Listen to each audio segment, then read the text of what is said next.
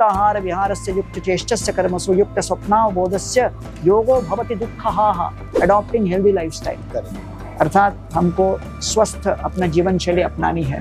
देखिए, पर्यावरण की जो समस्या आरंभ हुई है वो मानव जब प्रकृति का शोषण करना आरंभ किया कि चेरनोबिल में जब न्यूक्लियर रिएक्टर का ब्लास्ट हुआ, उसके बाद लगभग 30 साल तक मनुष्यों को उस एरिया में, क्षेत्र में घूमने के लिए मना कर दिया। मानव जब किसी प्राकृतिक परिवेश में प्रवेश करता है तब उसके बाद वो शोषण की प्रवृत्ति के कारण धीरे धीरे प्रकृति का हनन और नाश होने लगता है। जब सरकार और समाज साथ में जुड़ेगा तब जाके समन्वय होगा और तब संतुलन आएगा और तब परिवर्तन आएगा। स्वागत है आप सभी का नवभारती इस खास बातचीत में। आज हमारे साथ मौजूद है गौरांग दास प्रभु, एक बहुत ही विशेष इनिशिएटिव लेकर के गोवर्धन इको विलेज के एक सहयोग के साथ ये आज हमारे बीच प्रस्तुत है। तो आइए इनसे बात करते हैं। सबसे पहले बहुत बहुत स्वागत है आपका। धन्यवाद आकाश भाई। जी, जैसे हमने आज देखा है कि भारतीय पर्सपेक्टिव ऑन सस्टेनेबिलिटी, ये एक जो इनिशिएटिव आपने लिया, मैं चाहूंगा कि आप हमारे दर्शकों को बताएं कि ये बेसिकली है क्या उपक्रम लेकर के आ रहे हैं आप सभी। जी, तो सबसे पहले नवभारत और उनके दर्शकों को बहुत बहुत धन्यवाद, हार्दिक अभिवादन। आज पर्यावरण को लेकर विश्व भर में बहुत बड़ा तनाव फैला हुआ है। 8.4 मिलियन लोग वायु के प्रदूषण के कारण उनकी सालाना मृत्यु हो रही है समय से पूर्व। ऑलमोस्ट 2.4 बिलियन लोग वाटर डिस्ट्रेस्ड सिचुएशन में हैं। 1 मिलियन एक्वेटिक्स जलचर, उनकी मृत्यु हो रही है। 300 मिलियन टन प्लास्टिक का वेस्ट उत्पन्न हो रहा है। लगभग पूरे विश्व भर में 2 बिलियन टन का सॉलिड वेस्ट जनरेट हो रहा है।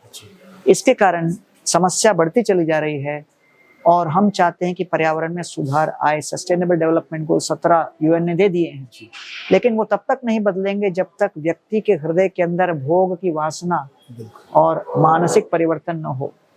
तो इसलिए प्रधानमंत्री मोदी जी ने भारतीय संस्कृति, संस्कार और शास्त्रों के आधार पर जो लाइफ अर्थात लाइफस्टाइल फॉर एनवायरनमेंट, ये लोगों के सामने प्रस्तुत किया। ये 3 आधार स्तंभ के ऊपर आधारित है। पहला है चेंज इन डिमांड, जिसको हम आध्यात्मिक श्रेणी में कहेंगे चेंज इन डिजायर, इच्छाओं में परिवर्तन।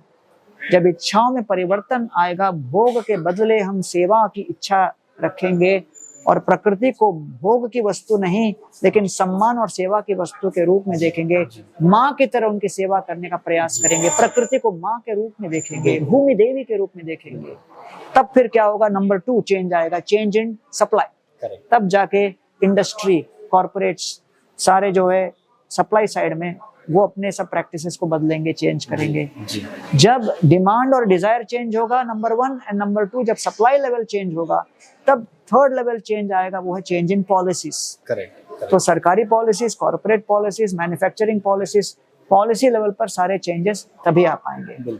इसलिए लाइफस्टाइल फॉर एनवायरनमेंट के अंतर्गत प्रधानमंत्री मोदी जी और ministry of environment of forest, जिसके मंत्री अभी भूपेंद्र जी यादव हैं, तो इन लोगों ने मिलकर जो 7 पहलू हमारे सामने रखे हैं, वो भगवद गीता के युक्त आहार विहारस्य युक्त चेष्टस्य कर्मसु युक्त स्वप्नावबोधस्य योगो भवति दुःखः, जहाँ पे भगवान संतुलन की बात कर रहे हैं 6ठे अध्याय भगवद गीता में, और कहते हैं संतुलन के 7 पहलू हैं। पहला पहलू क्या है?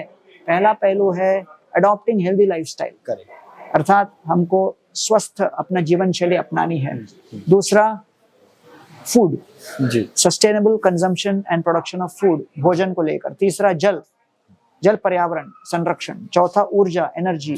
5वां वेस्ट, अर्थात हर प्रकार से जो हम लोग की वेस्ट तैयार होती है, कचरा तैयार होता है, उसको किस तरह प्रोसेस किया जाए। 6ठा डिस्पोजेबल ऑफ प्लास्टिक वेस्ट, और 7वां है इलेक्ट्रॉनिक वेस्ट को किस तरह ठीक तरह से डिस्पोज किया जाए। ये 7 बातें बहुत ही महत्वपूर्ण हैं और ये सभी भारतीय सभ्यता और संस्कृति के आधार पर इस्कॉन के गोवर्धन इको विलेज, जिसको श्रीला प्रभुपाद जी के 7 इस्कॉन के पर्पसेस में simple living and high thinking के आधार पर निर्धारित किया गया था। उसके आधार पर श्रीला प्रभुपाद के आदेशों को लेकर परम पूज्य राधानाथ स्वामी महाराज ने पालघर जिले में, जिसकी आबादी लगभग 35 लाख की है और जिसका पर कैपिटा इनकम 27,000 रुपए पर एनम है, वहां पर हमने स्पिरिचुअलिटी, सस्टेनेबिलिटी और सोशल इम्पैक्ट S3 इम्पैक्ट को लेकर एक सुंदर गोवर्धन इको विलेज तैयार किया, जिसको आज मिनी वृंदावन के नाम से प्रख्यात है। इस्कॉन गोवर्धन इको विलेज, साथ में IIT Kanpur, national stock exchange और नित्यो इन्फोटेक हम सब आकर ये conference on Bharatiya perspective on sustainability organise कर रहे हैं, जिसमें honourable governor sir Shri CP Radhakrishnan ji यहाँ पर कीनोट एड्रेस आज देकर गए। और आशा है कि यहाँ की चर्चाओं से न केवल छात्र प्रेरित होंगे, इंडस्ट्री लीडर्स प्रेरित होंगे, पॉलिसी मेकर्स प्रेरित होंगे, कॉर्पोरेट्स प्रेरित होंगे, और कॉर्पोरेट्स का CSR का डेफिनेशन कॉर्पोरेट सोशल रिस्पॉन्सिबिलिटी से आगे चलकर कॉर्पोरेट सस्टेनेबल रिस्पॉन्सिबिलिटी और कॉर्पोरेट स्पिरिचुअल रिस्पॉन्सिबिलिटी की ओर भी आगे बढ़े, इन आशाओं के साथ हम ये कार्यक्रम अरेंज कर रहे हैं। प्रभु जी, मेरा एक सवाल था ना कि गोवर्धन इको विलेज हमने देखा है और बहुत ही सुंदर आध्यात्मिक रूप से भी है और सस्टेनेबिलिटी की जैसे आप बात कर रहे हैं, तो हमने देखा है कि वहाँ पे वाटर हार्वेस्टिंग और बहुत सारी चीजें सी बनाई गई हैं। पर क्या इस उपक्रम को हम और भी गांवों तक ले जाएंगे ताकि लोगों को हम बता सके? जैसे आज महाराष्ट्र में पानी की बड़ी समस्या है, कई सारे किसान हैं जो सुसाइड कर रहे हैं, तो अब क्योंकि पानी नहीं है विदर्भ में कई सारे, तो क्या हम इस तरह के उपक्रमों को वहाँ भी उनको समझाएंगे इस बारे में सस्टेनेबिलिटी को बढ़ावा देने के लिए? जी देखिए, इस तरह के फोरम इसीलिए होते हैं जिससे किसी आइडिया को एक्सपेंड किया जा सके। हमने तो पालघर जिले में जो मॉडल तैयार किया है उसको देखने के लिए विश्व भर के लोग आ सकते हैं, पॉलिसी मेकर्स आ सकते हैं, सरकारी तंत्र से जुड़े हुए लोग आ सकते हैं, ब्यूरोक्रेट्स आ सकते हैं, NGOs आ सकते हैं, और ऐसे कॉन्फ्रेंस में ये सभी श्रेणी के लोग उपस्थित हैं। तो इसके बीच एक्सचेंज ऑफ आइडियाज होगा और फिर वो आइडियाज आगे बढ़कर एक इंटेंशन में परिवर्तन होगा और फिर इम्प्लीमेंटेशन उसके बाद तैयार होगा। प्रभु जी, कितना जरूरी है कि आध्यात्म के साथ साथ हम पर्यावरण सुरक्षा पर ध्यान दें, क्योंकि आध्यात्म भी कहीं ना कहीं यही सिखाता है। देखिए, पर्यावरण की जो समस्या आरंभ हुई है वो मानव जब प्रकृति का शोषण करना आरंभ किया है। चेरनोबिल का मैं सुंदर उदाहरण देता हूँ आपको आकाश जी, कि चेरनोबिल में जब न्यूक्लियर रिएक्टर का ब्लास्ट हुआ उसके बाद लगभग 30 साल तक मनुष्यों को उस एरिया में, क्षेत्र में घूमने के लिए मना कर दिया था, क्योंकि न्यूक्लियर वेस्ट वहां पर था, इट वाज नॉट सेफ। लेकिन उस 30 वर्ष के बाद जब एक भी मनुष्य वहां पर कदम नहीं रखा, जब वो लोग प्रवेश किए तो देखे कि पर्यावरण और बायोडाइवर्सिटी पहले के तुलना में 10 गुना अधिक सुधर गया था। अर्थात मनुष्य ने वहां कदम नहीं रखा, लेकिन प्रकृति ने अपनी ऊर्जाओं के माध्यम से उसको संतुलित बनाए रखा। अर्थात मानव जब किसी प्राकृतिक परिवेश में प्रवेश करता है तब उसके बाद वो शोषण की प्रवृत्ति के कारण धीरे धीरे प्रकृति का हनन और नाश होने लगता है। इसलिए आध्यात्म वो मंत्र है, वो तंत्र है, वो दवा है जिसके माध्यम से मन की पीड़ा को, मन के शोषण करने की प्रवृत्ति को, काम क्रोध लोभ मोह इत्यादि को जो शुद्ध करे। इसीलिए आध्यात्म है जिससे मन का शुद्धिकरण है। प्रभु जी, जैसे आपने बताया कि सरकार से भी काफी मतलब कि सपोर्ट मिल रहा है इन सब चीजों में। आमतौर पर प्रभु जी ऐसा होता है ना कि जब भी कोई सोशल वर्क शुरू करता है तो उसे बहुत तरह की चुनौतियों का सामना करना पड़ता है। तो मैं आपसे यही जानना चाहता था कि कितना गवर्नमेंट भी इस चीज को लेकर कितना सपोर्टिव रही है शुरू से अब तक? Effectiveness of a decision is equal to quality of a decision multiplied by acceptance square. तो इसलिए सरकार का साथ में जुड़ना बहुत आवश्यक है। जब सरकार और समाज साथ में जुड़ेगा तब जाके समन्वय होगा और तब संतुलन आएगा और तब परिवर्तन आएगा।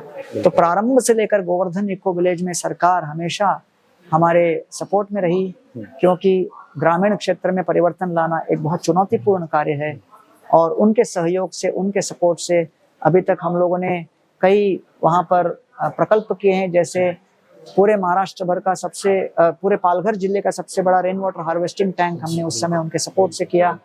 और उसके पश्चात जितने भी वहाँ पर हमारे ट्राइबल इलाकों में जो कार्यक्रम हो रहे हैं उसको भी सरकार अलग अलग प्रकार से सपोर्ट कर रही है। और आज इतने व्यस्त दिनचर्या होते हुए भी गवर्नर साहब श्री CP राधाकृष्णन जी अपने पूर्व निर्धारित शेड्यूल के अनुसार आ गए, कमिटमेंट रखा। और विशेष रूप से इसलिए क्योंकि वो चाहते थे कि पर्यावरण और ग्राम विकास और विशेष रूप से ट्राइबल अपलिफ्टमेंट को वो सपोर्ट करें। और हमारे उन प्रयासों को देखकर वो हमारे साथ हाथ में हाथ मिलाकर खड़े हैं। मेरा एक आखिरी प्रश्न है प्रभु कि ऐसी जानकारी है और मैं इससे आपसे जानना चाहता था कि ऐसी बताया जाता है कि गोवर्धन इको विलेज जो बनाया गया है इसके साथ एक अच्छी चीज ये भी हुई है कि पालघर में जावाड़ा जिले में जो आदिवासी है, जो अनएम्प्लॉयड थे, उन्हें भी काफी एम्प्लॉयमेंट दिया। इस बारे में थोड़ी जानकारी कर देंगे? बिल्कुल। हम लोगों ने पिछले 15 साल में गोवर्धन रूरल डेवलपमेंट के तहत, जिसके आप यहाँ पर चारों तरफ देखोगे तो हमारे इमेजेस लगे हुए हैं, बाद में आप उसके शॉट्स ले लीजिए। इसके अंतर्गत हम लोगों ने ग्राम विकास में फार्मर डेवलपमेंट किया, जिसमें लॉन्ग टर्म जो कि जो है horticulture, medium term floriculture, short term agriculture, ये तीनों चीज़ों को लेकर हम लोग फार्मर्स का हाथ बढ़ाए हैं। लगभग 10,000 फार्मर्स अभी तक हमारे साथ जुड़ चुके हैं। साथ साथ skill development for tribal youth, उसके लिए 70,000 स्क्वायर फीट का एक गोवर्धन स्किल सेंटर हमारा चल रहा है। तीसरा, हम लोग सेल्फ हेल्प ग्रुप्स चला रहे हैं, 350 विमेन सेल्फ हेल्प ग्रुप्स, जिसके माध्यम से ग्राम विकास महिलाओं के लिए चल रहा है। उसके पश्चात हम लोग एजुकेशन के तहत, रूरल एजुकेशन के माध्यम से अलग अलग आश्रमशाला स्कूल्स में और बाकी जिला परिषद स्कूल्स में मैथमेटिक्स और साइंस को बढ़ाने के लिए हमारे ट्रैवलिंग लैब्स चल रहे हैं। हमारे वॉलंटियर्स जा जाके हैंड होल्डिंग करके उनका हौसला बढ़ा रहे हैं और स्किल सेट्स बढ़ा रहे हैं। इस प्रकार एक सर्वांगीण दृष्टिकोण से हम लोग पालघर जिले के अंतर्गत हम लोग सामाजिक विकास करने का प्रयास कर रहे हैं, लेकिन इसकी सब आधारशिला है आध्यात्मिक चेतना का विकास, संस्कार और आदतों में परिवर्तन। क्योंकि चाहे कोई व्यक्ति कितना कमाए, लेकिन अगर नशा में सब कुछ गंवा दे तो क्या लाभ है। तो धीरे धीरे डी एडिक्शन कैंप्स भी हम कर रहे हैं और लोगों की चेतना को सुधारते हुए उनको सकारात्मक मनोवृत्ति बना रहे हैं। कल बहुत बहुत शुक्रिया प्रभु जी हमसे जुड़ने के लिए। हम आशा करते हैं कि भगवान कृष्ण और प्रभुपाद जी के आशीर्वाद से आप इसी तरह मानव कल्याण का काम करते रहें। धन्यवाद।